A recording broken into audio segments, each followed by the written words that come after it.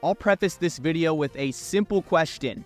Where were you when Cam Rising entered college? And where are you now 7 years later? When Rising entered the collegiate ranks, I was a sophomore in high school. I looked like this and this. I know the haircut was really bad, but I'm going to keep it 100% honest with you. Now in 2024, I am a senior in college, about to graduate, get my degree, and go in the real world. Old head, unk, stupid, unfair, whatever word you want to use to describe Cam Rising, his career has been controversial and unlucky at the same time. Let's dive into it today. I apologize, y'all, because this video is months overdue, but nevertheless, Utah plays Oklahoma State this weekend, and the combined ages of the quarterbacks of Rising and Bowman is 49, so I would say this is perfect timing. If you don't know who I am, shame on you. Hit that subscribe button so you never miss out on a fantastic college football upload all season long. The year is 2042.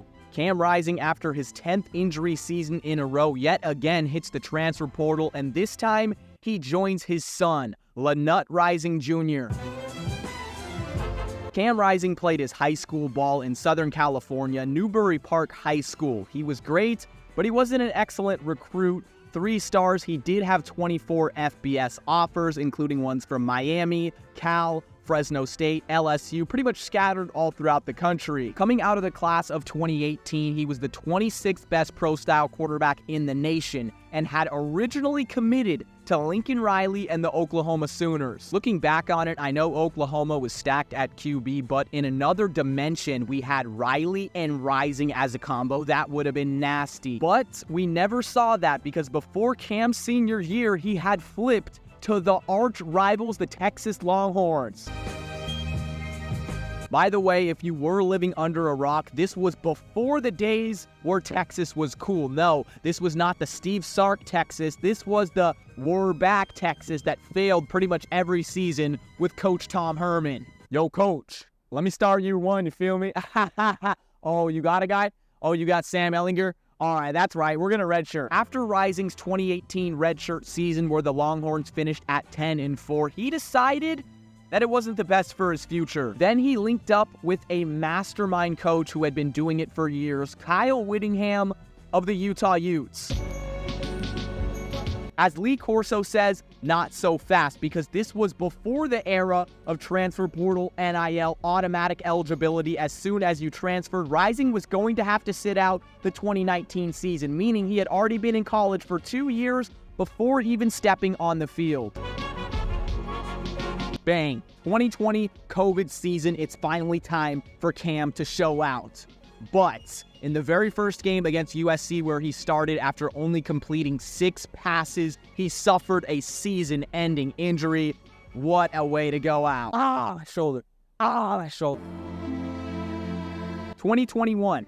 3 years into college, a time where some people are already getting their early degree. It's Rising's freshman season. Can he finish it this time? The 2021 season started with panic for Rising because he did not win the starting job. He lost to Charlie Brewer, a transfer from Baylor. But just 2 games in, we realized that Brewer wasn't him. Rising took over, never looked back, and told the entire Salt Lake City and college football world that I am that guy. That was the season where I actually got to see him live in Corvallis on October 23rd. Utah lost the game, but I remember thinking to myself, wow, Cam Rising is something special. Overall, he threw for more than 2,400 yards with 20 touchdowns to 5 interceptions, which is formidable, leading his team to a Pac-12 championship win against the Oregon Ducks and a Rose Bowl appearance. Pretty awesome. Things were getting scary in 2022 for the 5th-year sophomore Cam Rising and Utah. They got even better. He improved his completion percentage to 66.2, adding 5 more touchdowns than the year prior with only 7 interceptions. Utah again won the Pac-12 championship and spoiled USC's hopes to go to the college football playoff in year 1 of Lincoln Riley. I think the whole world was rooting for it to happen. But in this year's Rose Bowl appearance, something went badly wrong for Cam Rising. He tore multiple ligaments in his knee. Now, most fans expected that he would return for the 2023 season. However, that year we got edged the entire time by Kyle Whittingham. The difference between college and NFL is that in the pros, you're required to give more information about the player's injury. But in college, as the head coach, if you don't want to say anything, you don't have to. So almost every game in 2023, there was a narrative that, oh, maybe Cam Rising will be back next week or the week after. Oh, he's coming soon. He's healing his leg. He's going to be fine. At some point, the Utes will be at full strength. But after 5, 6, and 7 games went along, we all knew the bad news. Cam Rising was out for the season. Utah missed him badly because they had an uncharacteristic 8-5 season.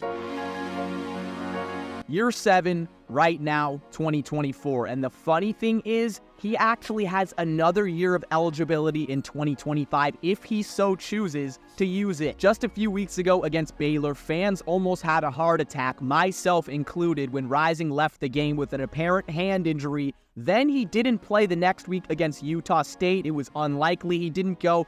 But yes, he is confirmed to play against OK State. Now, I still don't believe that 100%. I won't believe it till I see him on the field. But thankfully, we are not going to see this guy in college for another season. Imagine he got injured again, and then 2025, he does his junior season. He plays until 2026. Oh, my gosh. Yeah, that wraps up the video. If Utah doesn't win the Big 12 this season, I don't even know what to say.